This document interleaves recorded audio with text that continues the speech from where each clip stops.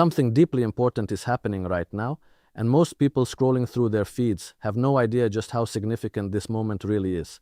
The financial world, the very infrastructure that moves money, stores data, and keeps global commerce alive, just became a declared battlefield, not metaphorically, not hypothetically, literally.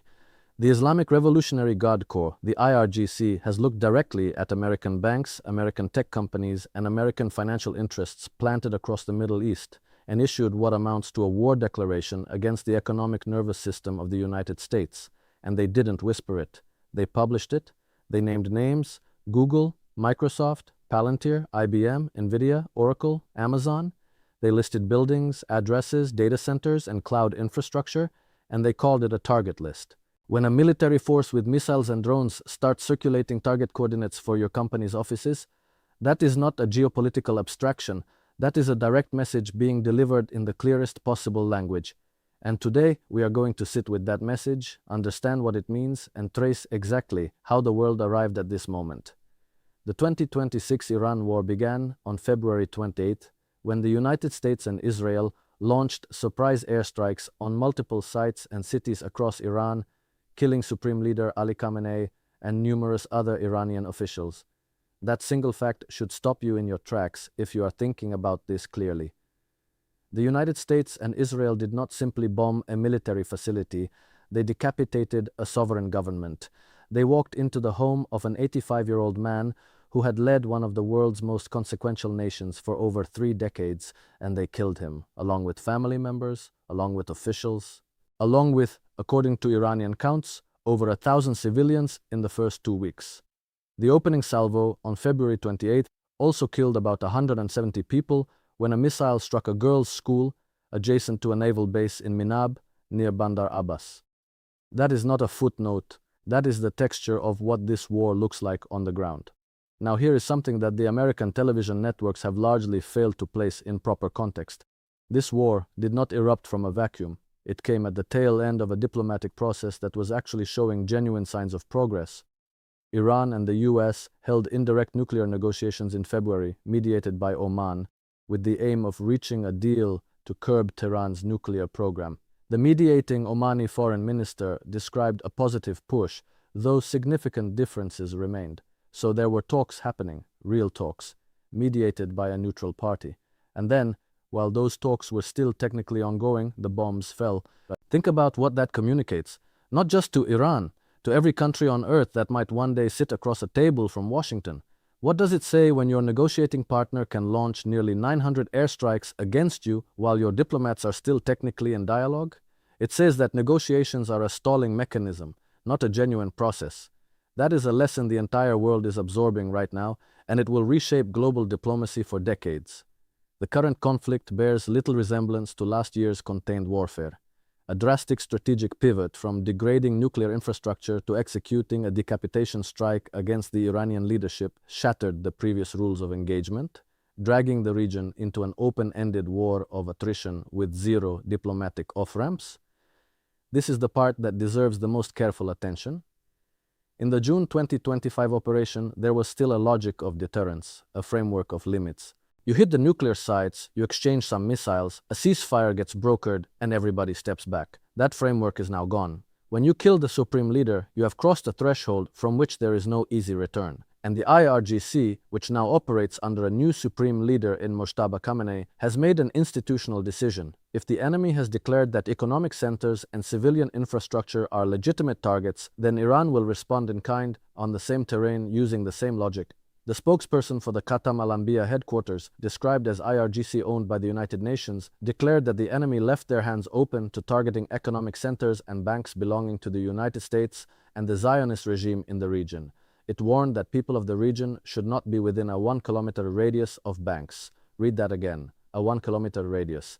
That is a military standoff distance. That is the kind of language you use when you are about to strike. And this warning was not issued in the abstract. It came in direct response to what Iran described as an Israeli attack on Bank Sepah, a state-affiliated Iranian bank in Tehran. So the sequence here matters enormously. The US and Israel strike an Iranian bank. Iran says, fine, you have opened this door, and then Iran walks through it by publishing a list of American financial infrastructure as legitimate military targets. The IRGC-affiliated Tasnim news agency released a list of 29 locations in Bahrain, Israel, Qatar, and the United Arab Emirates, housing offices, data centers, and research facilities. The list included 5 Amazon facilities, 5 Microsoft, 6 IBM, 3 Palantir, 4 Google, 3 NVIDIA, and 3 Oracle buildings. Now pause here and genuinely think about what this represents. These are not just offices where people answer emails. These are the physical nodes of a digital empire. Google's infrastructure in the Gulf is part of the connective tissue of the global internet. Microsoft's cloud operations in the region handle data for governments, hospitals, financial institutions, and military logistics. IBM has deep roots in the financial systems of Gulf states. Palantir, most critically, is a data analytics company with well-documented ties to US intelligence and military operations. When the IRGC lists Palantir as a target, they are not just targeting a tech company, they are targeting what they correctly understand to be a node in the American military intelligence apparatus dressed in civilian clothing.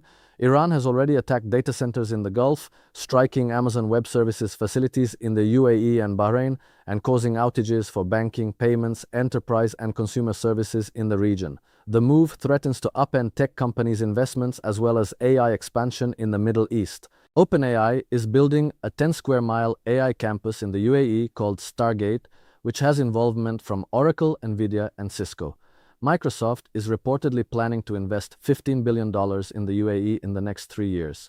So we are not talking about threats that exist purely on paper. The strikes on AWS infrastructure have already happened. The outages already affected real people and real businesses. And now the IRGC has essentially said, this is only the beginning. The scope of what they are describing as legitimate targets has expanded from military installations to the entire American technological and financial footprint in the Middle East. The IRGC's statement drew attention in financial centers including Dubai and Doha, where many international lenders run regional operations. HSBC closed all its branches in Qatar until further notice. Citigroup told staff in Dubai to stay away from offices and work from home, with 3 buildings evacuated as a precaution. This is not a hypothetical crisis. These are real institutions making real operational decisions in real time. HSBC, Citi, Standard Chartered, Deloitte, PwC. These are not small players, these are the pillars of global finance. And they are physically vacating buildings because of a threat assessment. Standard Chartered also began evacuating staff from Dubai offices and asked employees to work remotely. Consulting firm Deloitte and PwC instructed staff to evacuate Dubai offices as well. When the big 4 accounting firms start evacuating, you are not watching a regional skirmish. You are watching the global economy flinch. And that global economy is already under enormous stress. The head of Saudi Arabia's state oil company said that although it will reroute some exports through the Red Sea, continued war would yield drastic effects on the world economy. The International Monetary Fund chief said that every 10% increase in energy prices over the course of 2026 is expected to increase global inflation by almost 0.5%. So every day this conflict continues. Every missile that flies, every bank branch that shutters, every tech company that evacuates its staff, all of it compounds into an inflationary pressure that lands directly in the pockets of ordinary American families filling up their gas tanks or paying their grocery bills. This is how wars in distant regions become kitchen table conversations in Ohio and Texas and Pennsylvania. Iran's IRGC warned that all US bank branches operating in the region will become legitimate targets if the enemy repeats its mistake and carries out similar attacks on Iranian banks. The conditional logic here is important. Iran is not simply issuing threats into the void. They are establishing a framework of escalation and de-escalation. They are saying, stop hitting our banks and we stop hitting yours. Stop targeting our economic infrastructure and we stop targeting yours. This is actually the language of deterrence, which is a more rational posture than many Western analysts are willing to credit.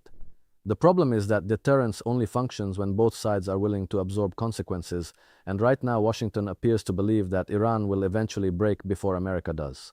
That calculation may prove to be catastrophically wrong. Despite Washington and Israel claiming they have struck more than 5,000 targets and decimated Iran's air force and navy, the government in Tehran has not collapsed. Mojtaba Khamenei was selected as the new supreme leader, with the powerful IRGC and key leaders all pledging loyalty. This is the fundamental strategic failure at the heart of this war, and it is one that history has warned us about repeatedly. Decapitation strikes have almost never achieved their intended political outcomes. When you kill a leader, you do not kill the ideology or the institutional infrastructure that sustained that leader. You sometimes produce a martyr. You sometimes produce a more radical successor. You almost always produce a population that rallies in national solidarity against a foreign aggressor. That is exactly what appears to be happening in Iran right now, and the IRGC's expansion of its targeting doctrine to include American banks and tech companies is a direct expression of that institutional resolve. What is also worth examining is the specific choice of targets. Why banks? Why tech companies? Because Iran understands something that many American citizens do not fully appreciate. The financial and digital infrastructure is not separate from the military and political infrastructure. It is the same infrastructure wearing a different hat. The dollar dominance system, the SWIFT financial network, the cloud computing backbone that runs everything from military drones to currency exchange platforms, these are not neutral civilian tools. They are instruments of geopolitical power.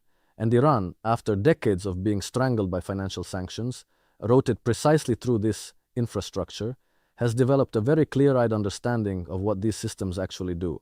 When the IRGC lists IBM and Oracle alongside Palantir, they are making a coherent strategic argument. Your economic warfare tools and your kinetic warfare tools are the same tools, and we will respond to both accordingly. Unlike the June 2025 strikes, which US President Donald Trump said curbed Iran's nuclear capabilities, the current conflict has spread across at least a dozen countries, closed the Strait of Hormuz, the world's major oil artery, and killed more than 2,300 people in the region. The Strait of Hormuz, let that sink in for a moment. Roughly 20% of the world's oil supply flows through that narrow waterway. Every barrel of oil that does not pass through Hormuz is a barrel that has to find a longer, more expensive route, if it can find a route at all. The closure of Hormuz is not an inconvenience, it is a structural shock to the global energy system, and it is happening right now today while you are watching this video. Major European powers have largely rejected President Trump's demand for naval intervention, with Germany, Italy, and Greece explicitly refusing to join military operations in the Strait of Hormuz. Japan's defense minister said Tokyo had no plans to send ships and called for de-escalation. This diplomatic isolation of the United States is something that the mainstream American media is dramatically underreporting. The alliance system that Washington has spent 80 years building, the post-World War II architecture of collective Western security, is visibly fracturing in real time. Germany, Italy, Greece, Japan, these are not fringe actors, these are core American allies, and they are publicly refusing to participate. That is a signal of something profound shifting in the architecture of global power. There were extensive protests in Iran in early 2026, motivated by a weakened economy as well as struggling infrastructure, illustrating the regime's weakened legitimacy within the country. Iran's counter-strikes on Arab Gulf states in 2026, who have sought to deepen relations in recent years, may also leave it further isolated. There is genuine complexity here that cannot be glossed over. Iran is not a unified monolith. There are millions of Iranians who have suffered under their government's mismanagement, corruption, and repression, and who were protesting in the streets just weeks before these bombs fell. Those same Iranians are now watching their country be bombed, watching their schools and hospitals be struck, and the psychological and political effect of that on the domestic Iranian calculus cannot be underestimated. War has a way of temporarily suspending internal opposition and redirecting anger outward toward the foreign aggressor. Washington seems to have either forgotten this historical pattern or chosen to ignore it.